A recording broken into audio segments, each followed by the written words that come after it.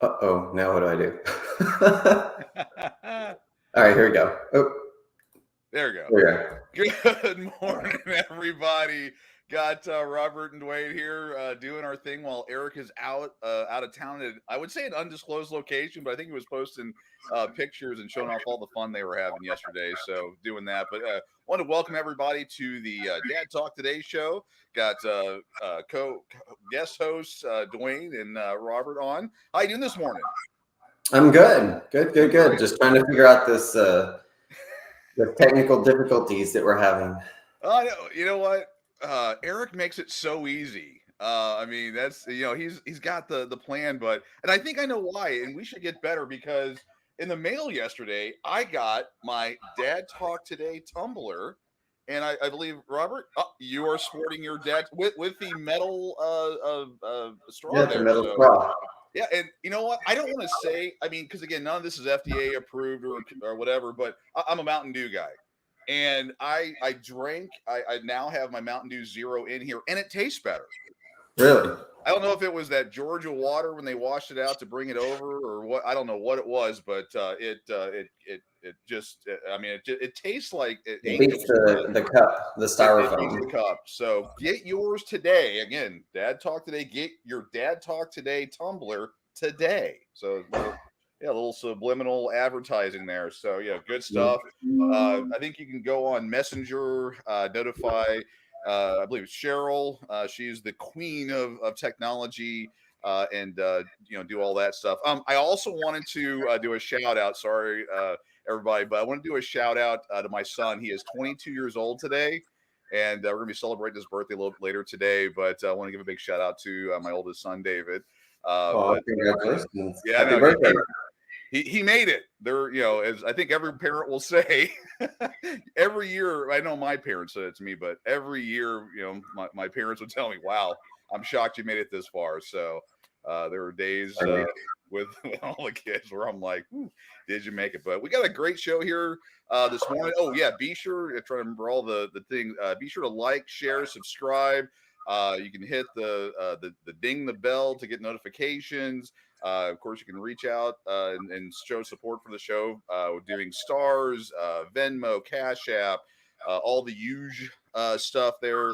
PayPal has an option. Patreon. There's all different ways of doing that. But got a happy birthday to my oldest son, David. Yeah, we're gonna have a little bit of fun later today. Can't wait. Let's see here. Oh, Sabrina said this is going to be pre-recorded. No, we are live and lively here in our respective studios today. So you're going to get a full-on live experience. And we couldn't figure out how to do the pre-recorded one. So yeah, we've got the lines open. So I mean, any comments? We're ready to talk about everything. One of the kind of the highlighted topics that we want to talk about is narcissism. Now, we're not kind of count. I mean, you're kind of a counselor. I mean, you've done a lot of counseling. I guess I've done, but we're not. I guess legal, professional, whatever counselors. We're not lawyers. I'm not a fashion guy. Robert is. He's also got lots of cool access to cool cars and stuff, and all that. But this is something we can talk about, narcissistic or anything we want to talk about, or anything anybody wants to talk about. But narcissism. So it's really, we had Dr. Brooks on a couple weeks ago, and he reaffirmed. Narcissism actually is a hard thing to diagnose. Well, it's not a hard thing to diagnose. It's not. Everyone's not a narcissist. People have narcissistic tendencies, but not necessarily narcissists. So that's a full-blown thing there. And we've all had experiences with dealing with that. I have a little feedback coming through, Rob. Is that on mine or yours, Robert? I can't hear anything. Did someone say? Oh, a little feedback. It said. Yeah. Let me try putting. I wonder if my speakers are coming through. I'm sorry, I have one of those voices. Maybe I should hear. I'm going to move the microphone a little bit. Maybe that'll help. Internal. Okay, can you hear me? Okay. I can hear you. Yes. All right, and it sounds the feedback is gone. It sounds like so. Maybe okay, perfect. Little technical thing. Thank you for. Oh, you know what? I have my phone near my speaker. There we go. Maybe that did it. I don't know. it's coming back. Yeah, now Oh, it it's is? coming back there. But see, Lauren, Cody Jackson said it's much better, and then Rob can hear. Rob Okay. hears fine. All right, and we got got Mike on the birthday boy comment. There you go. Oh, Mike is asking where he put his keys. This is not the trying to think of the clairvoyant or the psychic hotline. Although we could maybe do that. Mike, it's under your pillow. There we go. He's in Vegas, so it's like what happens in Vegas stays in Okay. Vegas. So Yeah. I hope he didn't wake up and it was like one of those. Oh my gosh, what is it where all those guys go to Vegas? Oh my What was the God. name of that show with Tyson and everybody? Yeah, it had 4 different. Oh gosh, what was it? Someone help us out. Oh yeah, we need some help. It was the 4 guys that went to Vegas. Anyway. Yeah, gosh. Yeah, okay. That's one of the things you watch so many movies you don't remember the name of this. I mean, you think the actors from here, actors from there. But yeah, if he's in Vegas, yeah. Hangover. Okay, we got it. Hangover. Thank you, Lauren. Saved us there. Yeah. Actually, yeah, Hangover was funny. We got some good news here. I was thankfully able to pick up my kids last night. It was my daughter's 3rd birthday. All right. Congratulations. Yeah. So I don't know if Ryan wants to talk a little bit more about that. We've got another comment here. Speaking of narcissist, I thought Mom was going to fight me on it, right? Yeah. Okay. So that worked out. It's one of those things. Maybe, yeah, this may be a turning point. I always like to, speak optimistically. Maybe she's realized that it's time to just be done with this and the fighting back and forth. Unfortunately, kind of going back to what we were talking about earlier, with the narcissistic tendencies, I would definitely be cautiously optimistic because you just never know what they're going to do. This may be buttering you up for something else. I don't know. Robert, any every once in a while, they want to go somewhere, go out, whatever. You'd be surprised. Like they're like, screw it. You know what? Here, like it's few and far between, but sometimes, if they think they're gonna do something, they have something better to do, then they'll do it.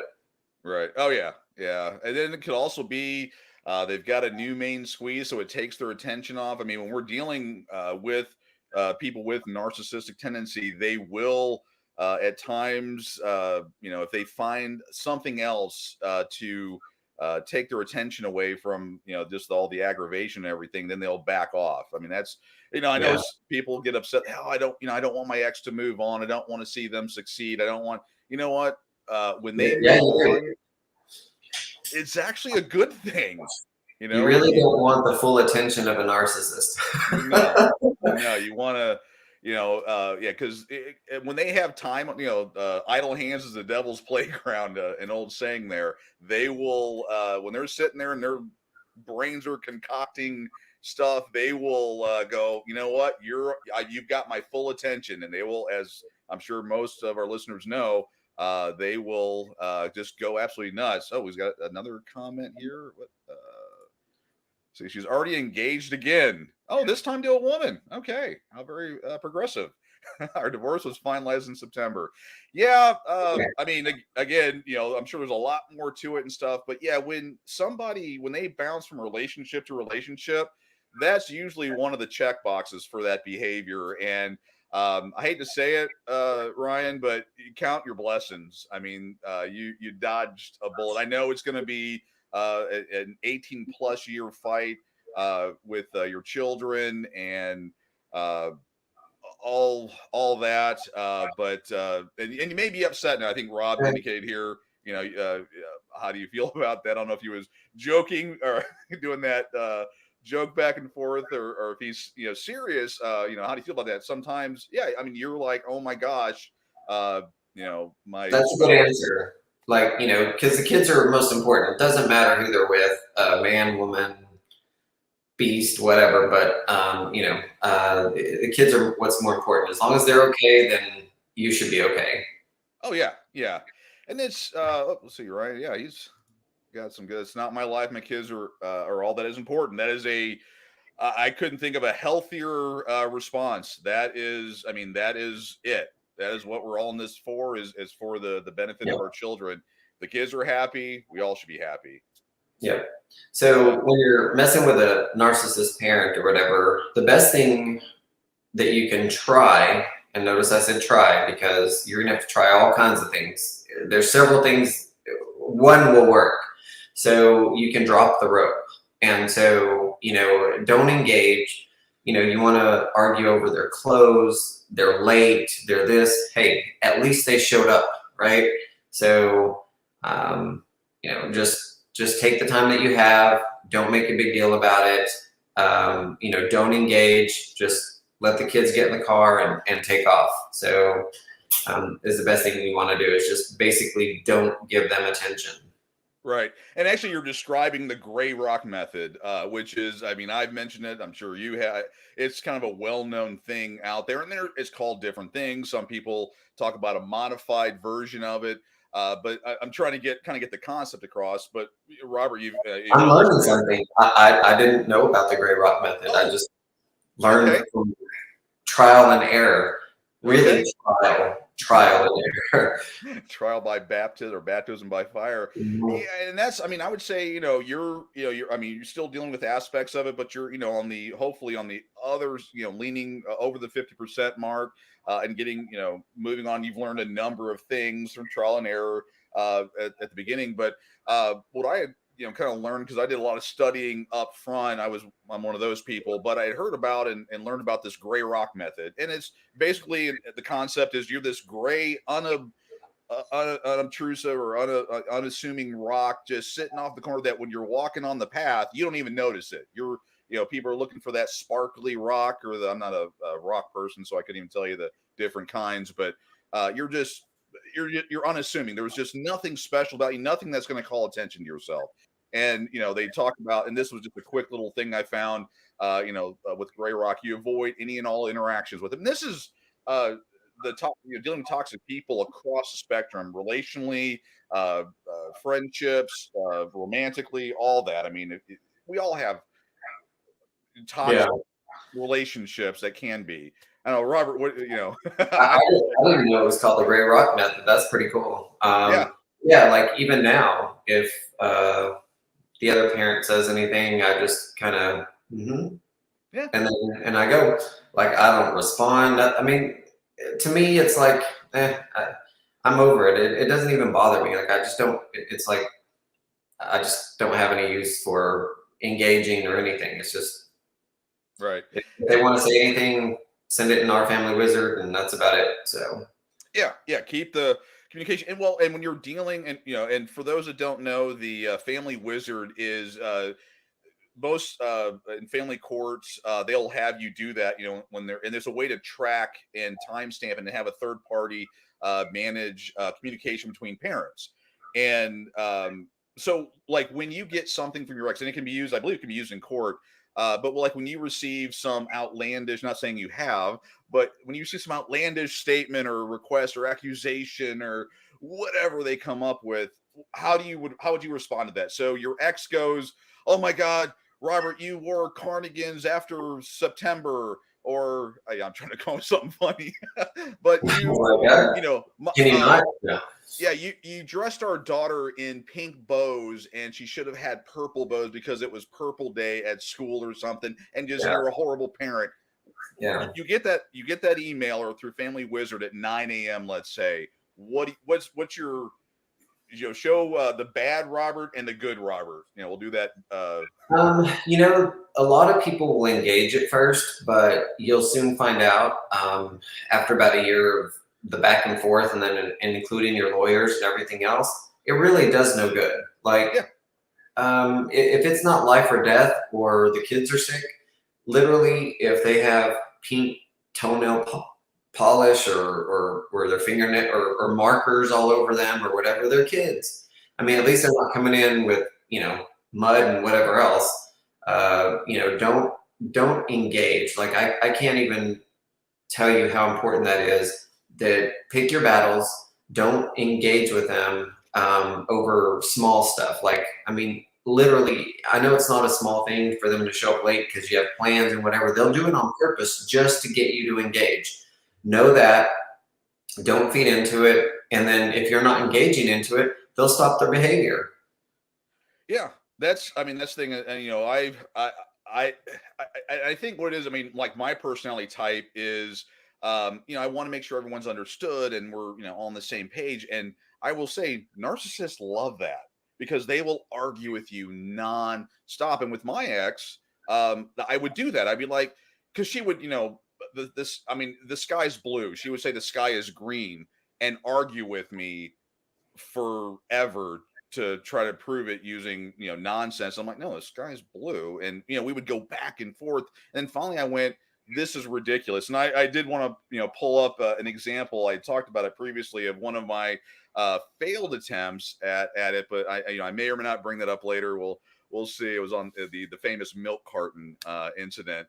But once you've learned that you get, like, I get an email or I get a accusation or just something that is ridiculous, I sit on it usually for a day, because one, they want, I mean, they're all amped up, so they're waiting. I mean, it's one of those, when you're in texting, which is a lot faster, like when you send a text to somebody, like I never text my ex, but when you text them and then you put your response and as you're typing your response, they're already typing their response back because they're just amped up and they want to get you in the crazy.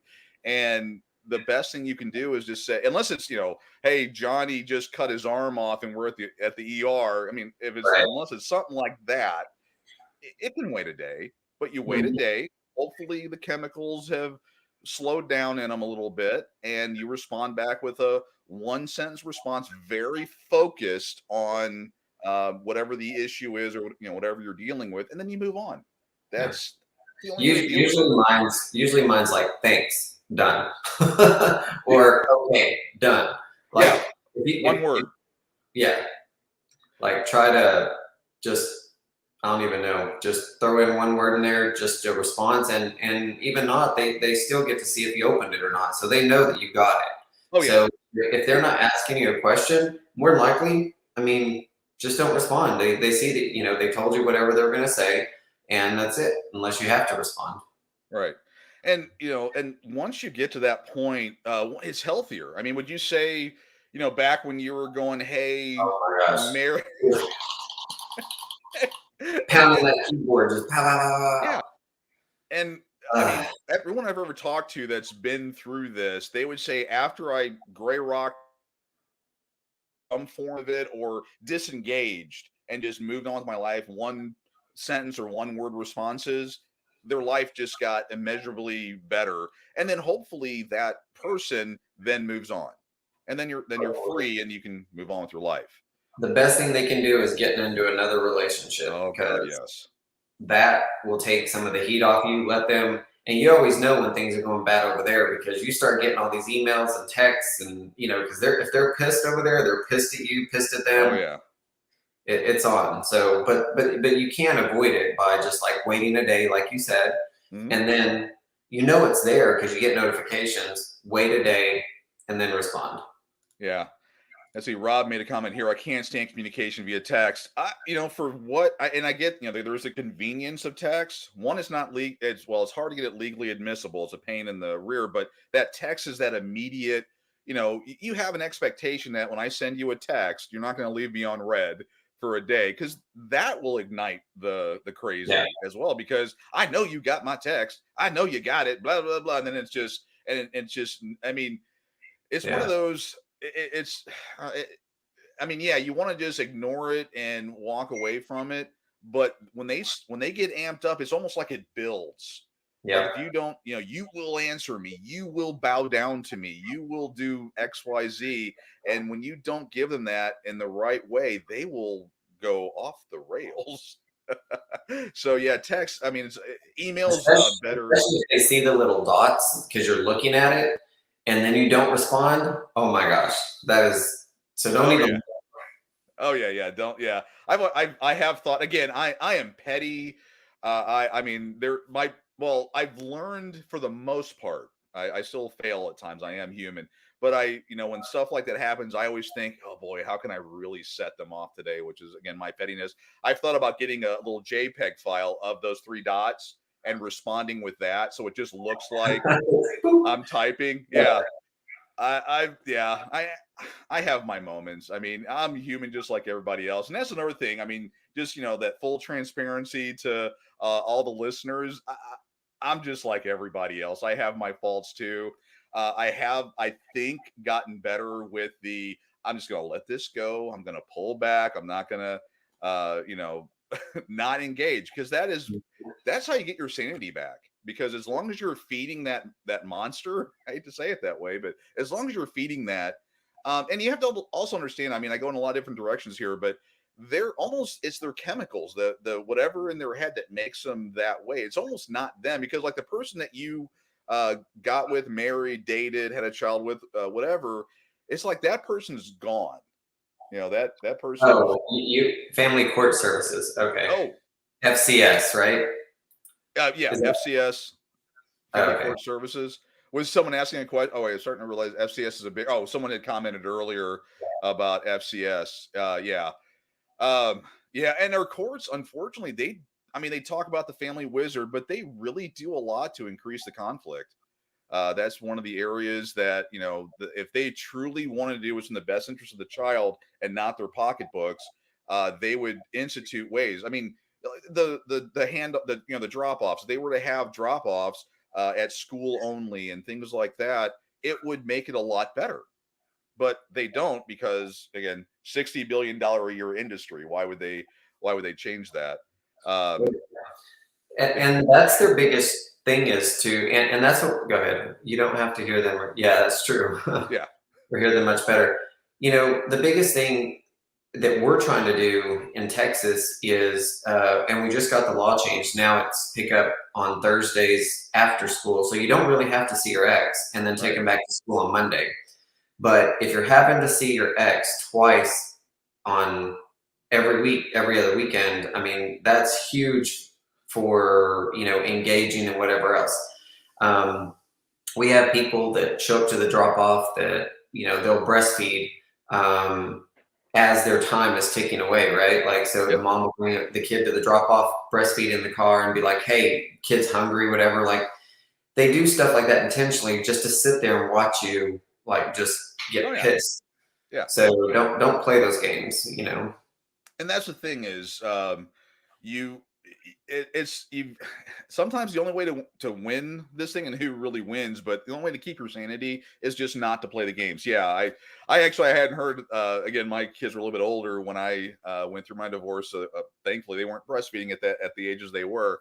But so there would be, and I don't want to pick on women, but I'm assuming it's only women that are accused of breastfeeding during the pickup and drop off. So they would do those kind of things. Wow. That's crazy. I don't know if anyone in our comments, if they had any of those gaslighting and narc moments, like when you would do pickups, things that they would do. I mean, we have the infamous "I'm always late," or I forgot where it was at, or stuff like that. But you mean this McDonald's? I thought you meant that McDonald's, right? Like, it's like, oh, I showed up to the other one. BS. Oh darn, yeah. Yeah. And it's just amazing, though, that how they, again, these people with narcissistic tendencies, because we can't diagnose anyone, that they will do those type of things. Yeah, the McDonald's, do that. See here, Rob, they really do increase conflict because mediators are biased. I have one on that. So, hey, everybody that's listening right now. So I was researching this. You can become a mediator online in your state. Right now in Texas, there's several colleges here that you can get your mediator's license. Now, this is important because I talked about this before. If you get your mediator's license, you can think about this. Think about the power that you have. Plus, it's not that expensive. It's only like $1,000, $1,200, and then you'll be licensed in your state to mediate. Now, think of the power that you have because you have two attorneys that went to college for several years to get their license, and you're sitting here able to mediate both sides, and you went to school for 10 hours. The power that you have is amazing. And if you're going through family court, going through a crash course for me or mediation to get certified or whatever, you're actually learning the laws of what a mediator can and can't do, and you're learning what the attorneys can and can't do. That's huge. It's $1,000 to $1,200 well spent. I, I mean, I'm about to do it myself because I want to see what all's in there. But if you spend that $1,000, it's way better than spending it on your attorneys. You're getting to learn what they can and can't do, and what the courts and everybody else can too. Interesting. So how does that? I mean, yeah. I mean, it's a 10 hour. It sounds like a 10-hour course. There may others say I think it's a 3-day course, 3-day but course, it's but 30 hours, right? yeah. So, or 3 or 4 day course, but it's like 25 hours, something like that course. But it's Okay. literally $1,000 to $1,200 from an accredited college. This is not, ABC college Right. online. No, this is from like Texas University or, so. Okay. Yeah, that's good information. Yeah, that'd be something for people that want to get into the fight or want to figure out different ways and help families. I mean, imagine, you would be a mediator. Well, I'm sure you probably couldn't be a mediator for your own case, although that would be hilarious. You'd put Right. your hat on and then sit over there. But if you were to do that, just think how many families you could help because you've been through, you know exactly what's going on, the games they're going to play, and all that. And you could sit down and say, look, guys, this is what's really going on, and then do the right Well, thing. or in your own case, if you're going through this and you get your mediator certificate or license, you go into mediation and they try pulling something on you. You're like, hey, that's not kosher. I know that because I studied this already. Are you They can't saying pull the wool over your eyes. are you saying that our family court system would do things that are unjust and incorrect for Oh yeah, they do. huh? The mediators and get this. So it's all intertwined. So if you think about it, when you go into court, you have the judges appointing the guardian ad litem, stuff like that. These people, when you go to the judge's Facebook, are commenting on all their stuff, their friends, they go out for drinks, whatever. If you don't think that they're having ex parte communications behind your back, 100% they are. They're like, oh my gosh, this parent's crazy, blah, blah, blah. Nice. So 100% they are. And same thing with the mediators. These mediators usually are ex-judges or their friends or whatever. So they tell them ahead of time. Basically, usually in court, and I've been there a lot. Like I was going there to court every 2 weeks. It was ridiculous.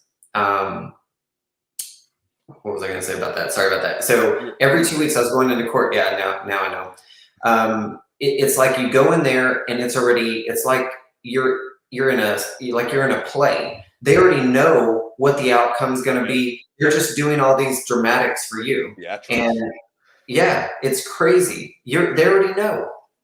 well, I know Eric's a wrestling guy, so I always attributed the whole thing to WWE wrestling. I mean, we all know that it's theatrics. Everyone knows who's going to win before they even walk into the ring. They're just going to figure out who's going to jump, here and who's going to get hit there and all that, and it's all being done. I mean, I know this is tinfoil hat stuff, but what I have seen and what I've dealt with, and I, even my own personal case, these guys are all friends. I mean, even at everyone's job. I mean, even if you're I work in technology, so I have people on the business side, on the IT side. We are usually bumping heads, but we're still friends out. I mean, we'll sit there and have a very aggressive conversations and meetings. Then we'll go have a beer afterwards. It's the same thing. These lawyers aren't like, oh, it's not the WWE theater or what you see on TV with WWE. These guys are friends and they're like, look, I need to get a new vacation home. This guy's a whale. He's got $1 million or whatever. He's got all this money. I want it. If you do this and I do this, we can get that money. Yep. And if you don't believe that, I'm gonna have to just tell you right now that Santa, that fat guy that delivers presents, he doesn't exist. Just so I'm the fat guy that delivers presents, so he kind of does. But Yeah. you're living. If you honestly believe your lawyer is, doing it, serving you and going to do all this other stuff, and there are good attorneys that will do it, but everyone's self-serving. I mean, do you show up to work to 100%? It's good cop, bad cop. They do it all day long. I remember when I was waiting tables in college, my best friend was the manager. So I don't know. I was being snide one time because one of the customers said something, so I said something back, and they complained to him. So he came over purposely while I was serving them drinks, whatever, and he was like, "I need to talk to you right now in the office." And the person was like, "Ha ha ha," So we go in the office. And I'm like, "Oh shoot!" So we get in the office, and he shuts the door. He's like, "Hey, so what'd you do this weekend?" I was like, "What?" He goes, "They're complaining about you, so we'll just sit here and BS for a little bit, and then we'll go back out there." Yeah. It was BS. That's what the court system does too. Yeah, and then your boss said, "Hey, when you walk out, hang your head, play the part, maybe even drop a tear or two." I mean, Yep. and that's something that we all need to know. I mean, and that's, and that's a little bit of on the getting back to kind of the narcissism thing or those tendencies. They will play a part. Yeah. And again, there's good and bad with that, but yeah, I mean, our courts, I mean, they're again, it's like WWE. I mean, I would love to hear anyone that thinks differently or wants to or maybe tell their story in the comments or talk about that. But yeah, it's once we make everyone understand that like our the judicial system, the legislature, they're all putting on a show for their own personal best interests, and it's not in certain ways it's not necessarily bad. We all do it. I mean, I work, I do my thing. I do it because I want to do a good job. That's kind of how I do things. But I play the part Yeah. when I have to be nice to people I don't want to be nice to, and vice versa, and we all get stuff done. So we have to understand that a lot of this stuff is being done to extract as much money from you and create that conflict as possible. Yeah. And unfortunately, narcissists love that. So this Rob's saying he was destroyed by a mediator providing false info. That is 100% true. These mediators, they'll do it just to get the case settled. They'll say all kinds of stuff. "Hey, do you really want to do this? Do you really want to do that? Because, if you go into court, I know this judge, they hate dads, they hate moms, whatever it is, they're doing it just to get in your head and your ear and everything else, just to settle the case." Right. It's ridiculous. They'll even make up stuff. I know because I had it happen, and I'm like, "I'll call them out." I'm like, "Absolutely not." Your lawyer, and the crazy part is your lawyer really won't call them out on it. You have to. I'm telling you, like, you are your own person. Your lawyer's probably sitting there because it's 8-hour mediation or 5-hour, whatever it is. He's sitting there billing people, answering their questions on his phone or his computer. You think he's like looking over your case. He's not. He's doing other stuff. I remember when I was in mediation before I fired my attorney during mediation, that's what she was doing. She was responding to other people. She had no clue what was going on with my case at all. And she just, going through the motions. I mean, they were there to extract as much money from me as possible. And that's once I figured, actually, I've talked about how I got 50-50, was basically getting all my assets together and saying, "Here you go. I want 50-50. Here's my assets. Have a nice day." And both my attorney and their attorney were like, "Whoa, whoa, whoa, whoa, whoa, that wasn't our plan." And I'm like, "I know." But that they had already worked out. We're going to get all this guy's assets. We just make him fight back and forth through the entire process. We'll tell him he's going to get, first, third, and fifth weekends. He's already said he's not stopping until he has good custody. So that's it's a common thing, and he'll fight for it. Well, I said, "You know what? Let's cut through the bull." Did my thing, and the attorney, I mean, my ex apparently signed it, knocking my attorney out of the way. I know that's a rumor, but I like to dream that that's what happened. But they're working to extract as much money from you via conflict as they can. Yep. Rob has another thing. He says, "Can have a mediator held accountable in court, criminal being neglecting to provide true information?" No. Again, we're not lawyers. Anything we say is just off of what we've experienced. Personal experience. Yeah. So, and from what I understand in mediation, it's you can't bring anything that happens in mediation. Right. If you say, hey, It's not a document. she agreed to this, she agreed to that, nothing that you do in mediation will come into court at all. They'll strike it. They'll, it will not come in. Yeah, it's part of the. I mean, it's part of the money wheel that they do. I mean, because a mediator, you'll spend. I think mine was around $3,000. Yeah. I think, but and they usually mine was with a retired judge. Oh, shocker! That they'll bring in retired judges to be mediators. That that in a weird way is kind of, but that's how they continue their money trail.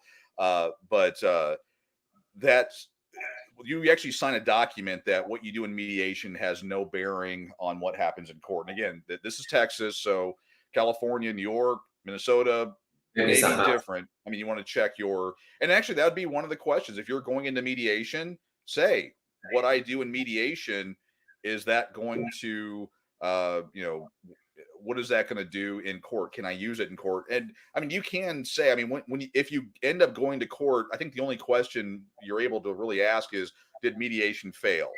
Or, did it obviously we all know the answer because you're in court. So, That's right. You can ask why. I mean, your lawyer can try to get it in. Why is it, do you think mediation fell? Like, it's all about how you ask, right? Well, in my opinion, they're going to be like, objection, blah, blah, blah. No, judge, I'm asking about his opinion. I'm not saying for the truth of the matter or the fact, blah, blah, blah. So anyway, you can try to get it in, but more than likely the judge will just strike it and be done. They know that you're there for a reason. The other thing that I was going to say about the mediation thing is there was something.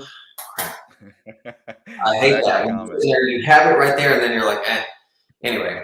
Oh, that's what's going. So the judges, think about this. So the big law firms get what they want a lot of times because the judges know when they retire, they don't really retire. They actually go to mediation. So the big law firms, when they're coming into their courtrooms, they kind of give them, actually, they don't even kind of give them, they give them a lot of better rulings because they know when they're off the bench that these law firms are going to need mediators and they're going to call them out of retirement to mediate their cases. Right. Actually, if you watch Divorce Court, again, that I would say that is a much watched video by everyone involved or not involved. But there was a section in there where they talk specifically to that these family court judges, when they retire, they go and work for the law firms that were, they're representing. And I think the quote is, how can you expect to get a fair shake when this is the way it works? So, I mean, to really bottom shelf it, you've got, relationships, whatever, between the law firm and the judge, unofficial, and they get, good rulings and, convenient rulings and everything. And then magically after the judge retires, he goes to work for said law firm, making an inflated salary. Yeah. Is that, I mean, coincidence? I have a hard time believing in that coincidence. And that's just the sad reality. And that's one of the things that, Dad Talk Today and other organizations are trying to stop. That, I mean, in Texas, again, kind of picking on Texas here, we elect our judges. So you can also go and look for their reelection campaign contributions. And there's a website, findthemoney.org. You can type in, actually across the state, or I'm sorry, across the country, and you can see who your judge, who the lawyers, whoever is donating money to election campaigns and all that. And you can see, what's going on. I mean, I would find it odd that a law firm is donating a decent sum of money to a judge for the reelection campaign. I mean, they'll say, and there's articles in the newspaper about it all the time, but they'll say, well, he's a good judge and I want to, make sure good judges get reelected. Really? I mean, I was born yesterday or at night, not last night. I mean, it's like, why aren't you giving campaign funds to a judge that's not in your district, right? If that's the thing, it's like, so you're only giving campaign funds to the people that you're in front of all the time. Yeah. I mean, is that not bribery or what? So yeah, the Judiciary Committee in Texas, I think someone just posted that the other day that they were showing how the campaign funds from this one group of people went to the people in the committee So to keep shared parenting out, Yeah. it's crazy. And the sad part with that, I wanted to get up there when I testified and tell them, say, look, I know you got $2,500, each one of y'all from this group that's against us. Do you understand that I spent $700,000 myself in one case? They're just throwing pennies at you, not even pennies, like it's nothing, like Things. billions or something. Like it's worth nothing is what they're giving you, and they're buying you for $2,500 a piece. Like Yeah. it's ridiculous. Oh, I know it is so frustrating because you see it happening, and then you see the judiciary passing rules that they're self-governing. Right. That they are the only ones. When you go through the process, so you go to court, and hopefully you've learned this, or well, I doubt your attorney will tell you this, but everything that should happen in that initial case should be to preserve the record so you can go to appeals court. And Yeah. then, and unfortunately, it's a lot more time, a lot more money, but you want to do that. But then if you have an issue and you go to the oversight board, who are those people in the oversight? Judges. And again, this is also in divorce court. I mean, it's almost, again, if you watch divorce court, you're going to go, okay, that's what they're talking about, because they have a lot of good graphics and all that. But it really bottom shelves everything to show you that this is all an incestuous relationship. Yeah. I mean, they, with the judicial immunity that they have, they can rule however they want to, and there's no feedback. Well, it's gotten so crazy, and they did strike it down, thankfully. But I always think of the CPS case where they were arguing to the state Supreme Court here in Texas. Boy, I don't want to make this into a Texas hour here, but they were arguing that CPS should be allowed to lie in court to do what's best for the child. This is where their minds are. Wow. This is how they think, and that's why we need to have so many people getting involved to stop this. Because for so long, I mean, before I got involved in this, I felt Matlock was the way our judiciary worked. That you go Oh, into that'd court, be you present amazing. evidence, yeah, and then now you come out of it, and you're like, oh my gosh, it is corrupt as can be. This isn't tinfoil hat stuff. So here's another thing I want to talk about. So Yeah, Sabrina was talking about that mediators need to be lawyers, right? In their field approved for court. So that's what I'm telling you is different states have different laws. So right now in Texas, what they tried to do last year is mediators could only be lawyers. So right now, they struck it down last year. So, but they could always come up with that. Now, if you get your mediator's license before this law comes into effect, like I said, it's only $1,000, $1,200, something like that. You can do them online. Basically, you go into Zoom and you learn about all this, and then you end up getting your certificate after 3 or 4 days. But if you do it now, you're grandfathered out of that. So I would suggest everybody to get their mediator's license, especially if it's only $1,000, $1,200. That way, you get a crash course in what mediators can and can't do. And another thing is you're learning the laws of what lawyers can and can't do and what they can and can't say. So it's well worth it. yeah, and that's huge on its own. I mean, hopefully everyone's gleaned, and maybe we should, do future shows on it. But again, we're not attorneys, but you are your own, sometimes only advocate, but you're your best advocate. You relying on your attorney, the judge, the judiciary to do their job. Don't. You Yep. have got to go in and you've got to learn the law almost better than they do, and push them on it. And yeah, of course, you got to do it the right way. But what they want to do is extract as much money from you as possible. And and some lawyers may not be doing this intentionally. They just, they're going along. This is what they do. I mean, let's get real. I don't know about, when you went through your divorce, all of my stuff was boilerplate templates. That's all it was.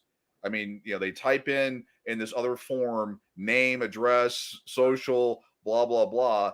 And the rest of it was form data, and they couldn't even get that right. Yeah. So I had to correct that. I found when we were going to final for our stuff, I had to go through and go, no, they had messed up half of it. You were your own best advocate for getting what is right done. And once you're a mediator too, if you're a mediator, you can go in here and mediate stuff. I've helped, I don't know how many parents mediate their divorces and stuff like that. Just being a friend, saying, "Hey, look, here's what you need to do. If you go into court, here's what you're going to get." And usually, every time that I help somebody, they end up actually 100% of the time that I've helped friends or other people do this, it's always 50-50. They've walked away, both of them, because I explained to them what the ramifications are to the children if they're not going to do this. And I've even had a guy that worked in the Secret Service just recently get divorced and helped him. And him and his wife are 50-50. In fact, he's asked to take off of work while he has the kids, and they were able to work it out and everything else. So, they were both super happy. It's very rare that you find people that walk away from mediation that both agree and both are happy. Yeah, and it brought up a great point. So when you go through this process and you don't have a mediator with that mindset, what is, and I'll say usually the one, while the woman's being told get as much as you can, and the guy's being told who knows what we're being told, they're going to try this, or you got to fight this way if you want your kids, you do this. But no, the lawyers are not saying, I've seen the 50 years worth of peer review articles that if 50-50 custody is the best. Lawyers are not going to say that because it doesn't make them money. For people getting involved, like Robert has, and I don't know if you did this pro bono or you're just was it just as a friend? Like, Yeah, okay, yeah. Bob gives a hold. He's like, "Oh my God, I'm going through a divorce. What do I do?" And you're like, "Hey." I've had friends call me and they're like, "Hey, our friends, I don't even know these friends, right?" And I didn't know some people at first. And so they're like, they're going through a divorce. They already lawyered up. They're about to go at it. Can you at least talk to both of them and tell them, what's going on? The wife didn't want to talk to me. She was just like, "Oh, he's a father's rights advocate, blah, blah, forget that." They see dad talk as, "Oh, you're one of those dad advocates," or whatever. And we have mostly women in here, that are fighting. So, but anyway, so the crazy part is, so I talked to her first, and after I talked to her, she was just like, "Oh my gosh, I need you to talk to my ex because A, B, and C." So I call him and I'm like, "Hey, I just talked to her." He's like, "Well, I don't know who you are. You may be a plant or whatever else in here." And I was like, "Hey, look, go look at my profile. I help dads and moms do this." And so anyway, it took a little bit, but he was more skeptical than she was after. But anyway, but it ended up working out. They were super happy. I didn't know either of them before, and they ended up basically taking what they agreed on, gave it to their lawyer, and told them to drop the paperwork. The lawyer was so mad. Both lawyers were mad. They're like, "Our lawyer said, what are you doing? You can't do this." Da, da, da. And they did. Oh my heart just grew three times the size today. Oh yeah, That they were is pissed. awesome. Take away their money. I say this all the time when I found out about how to be a mediator. If everybody just does this, it will put a huge dent, because if most of the people in here are going through this, right? If everybody's mediators, they know the laws, they know they can write this stuff up, they know what they can do. Everybody in their own states do it for free, do it for a small, love offering, whatever it is. Yeah. But if you can do that, you will start taking away their money quickly. I think you've hit something. This is all the best ideas in the world come almost by accident. That should really be kind of everyone's mission, or is to look into mediating, and either professionally or and sometimes just also being a friend and being willing to help out. Getting that education and then being able to help out that way. But that's very powerful. You've helped somebody, or you've helped a number of families, but going in there and getting people that were all lawyered up, and the lawyers were like, "We're going to go to the Bahamas now because of this family," and you were able to say, "Nope, not going to happen," and the kids are going to be happy. The kids, out of everything that could have happened, this will make them the happiest. It was I a thought it'd be win-win cool for to everybody. I thought it'd be cool to open up a mediation center in like the big metro areas. So you have a mediation center. Like I said, you can get a mediator's license for, like in 3 or 4 days, and then you're Okay. certified. So if you have a group of people that have a mediation center that are just for families or whatever, your referrals can come from CPS, they can come from the court system, whatever. All right. You charge $1,000, but you have mediation for business, mediation for family court, whatever it is. But you have 2 or 3 people there. Oh my gosh, you can just make a killing at $1,000 a pop, and you're taking all the money away from the court system.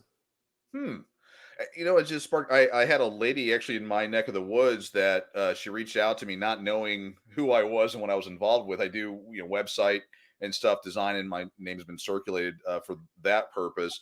And we started talking, and she actually is a mediator. She was not happy to hear who I was after we started talking, and she started throwing. She was I think she was a family lawyer, and she was, bragging about some of the stuff, and she kind of learned who I was, and I started pushing back on some of the nonsense. But anyway, but that is a great idea. I mean, I wonder, maybe go in the support group. Facebook has a support group that Robert, you're one of the main folks in there. And if you have an interest or you want to get more information, start a thread on family court mediation or mediation in general. And then we can see what type of interest is there. Maybe that's an angle we can approach. What do you think, Robert? Yeah, of course. We're going to have also some pro se people that have went through family court and done pro se, and they've like killed it. I mean, I've watched a couple of people, and they've failed miserably because they just get in there and have amnesia. But there's several of these guys that I've watched them on Zoom, and they've killed it. We're going to have a couple of those people in there to help. A couple of people. If you're done, you don't have any more money, and you're going pro se, we're going to help you out with that in the support group. So you can go to Dad Talk Today support group. It's different than Dad Talk Today. So just it's on Facebook, Dad Talk Today support group, and you'll find us. Yeah, and I know we do pitch it, but I think it should be in every episode, is that the Dad Talk Today support group. It's free. It's available 24/7. I don't know when these guys sleep, and you can go in there and wherever you're at in your journey, you can ask questions and provide help. I mean, that was the other thing, is that you can be a listening ear for somebody else, where they talk about their case for a bit, and you can, work back and forth with them, and, both do some healing. But this sounds, this might be something really to jump into. I don't know if you can multitask and put a thread out there or have someone else do it. But this would be an area where sounds like you make a definite impact.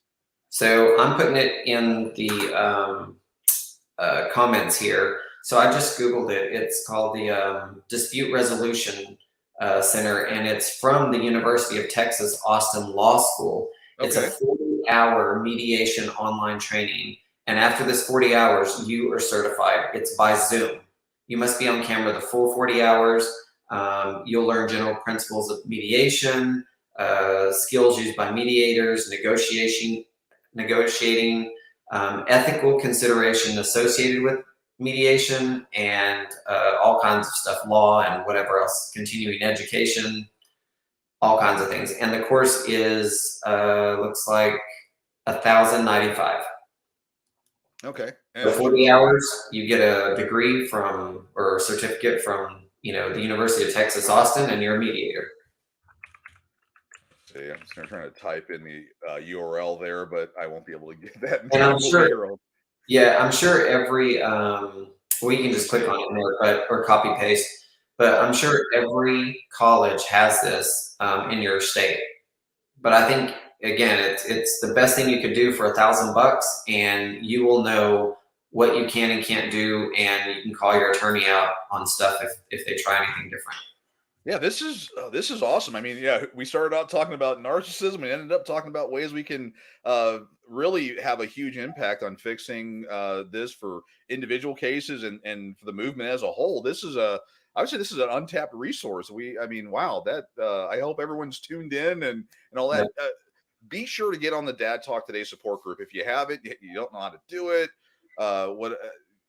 Just get on that support group because there's a wealth of information. It sounds like, every time we talk, we get more stuff to put in there that could definitely become a resource across the country, across the world, actually. But yeah, if we put something out there, maybe, and again, every state's going to be different. So we'll have to figure out different states there and maybe have people head those up and all that. But yeah, this is definitely, I would just say maybe for right now, everyone go to that link that's in the chat there and read up on it. Even if you're not in Texas and you want to take it, I mean, it's $1,000 well spent. You're getting immersed into law, right. and it's what you're about to go through. So you're your best advocate. You need to know these things. Yeah. I mean, that's the thing is one of the things we of course we keep things serious, have fun, and talk about all kinds of different things. But a lot of what we're trying to do is to get everyone here educated and get making advocates. Not to get all biblical here, but turning everyone into disciples to go out and teach other people. You come here, get fed. And then, it is Sunday, so we have to do kind of a little churchy thing here. I have to do my 30-second spot on churchy stuff, and whatever denomination or whatever your background is or isn't. But yeah, I mean, hopefully we all know kind of these parts of it is, you learn, you get fed, and then you go out and you make disciples of others. You go out there and you teach them this is how you do it. And teach them how to fish. That resource. Yeah, teach them how to fish. There we go. So yeah, good stuff there. Oh, wow. Right, so I know you're going to have to go because you got somewhere to go, right? Yeah, I'm son's 22nd birthday. We do an inappropriate cake, which is a tradition we've had for decades. Yeah. I and unfortunately I can't. They're not. Well, some of them are kind of, but they're for the kids and the adults in the family. We started a tradition actually when my wife and I got together where we would, instead of doing the happy birthday cake, we put stuff on it that's inappropriate, like so my bonus daughter, she hates the word moist, and so you put moist on there, right? And she loves owls. So at that time she loved owls, so we got a cake for her. I'll have to find it that said, I need a moist owlet, owlet. Owl, yeah. So yeah, a lot of thought goes into this. We have that. We make. It's one of those. Whatever's going on with that particular kid or adult or whatever, we make fun. It's all, of course, in good fun. But we like one year. We did a basic one. It was find the toenail, and so at the restaurant, and it didn't have a toenail in it, but the cake said, happy birthday, or find a toenail in it. And the staff that was there loved it. They thought it was hilarious. Because again, happy birthday on the cake is kind of traditional and boring. We decided to ward it up a little bit and have a little bit of fun with it. So yeah, we do all kinds of stuff, but we'll be doing that today. This year will be no different. Yeah, I don't think. Yeah, I know on my personal page I put those out there because if I get banned on my personal page, I don't care. But Dad Talk Today, definitely want to keep them, safe from all that. All right, well, I won't keep you because I know you said you had to be out of here, so we could talk. We could talk for another hour. This whole hour went by quick, but breeze by. Anyway, come into the support group. If you're new to this, Dad Talk Today support group, also like and share these, these videos, donate. This is, it actually, and if you want a Tumblr, you can follow the links on here too. If you want a Dad Talk Today Tumblr, that actually helps support what we're doing here. So anyway, with that, thank you for joining us on Sunday, and I hope you have a very inappropriate cake. We'll definitely do that. See y'all later. Bye. Hey everybody, Eric Carroll here. Thank you for tuning in to another exciting episode of Dad Talk Today. While we fight for you, we would ask for you to please help fight for us. like, subscribe to our channel, and ring that bell so you get notifications every time we go live. There's also Super Chats, patreon.com/dadtalktoday, and other ways you can support our channel. Thank you for being here, and we will see you next time.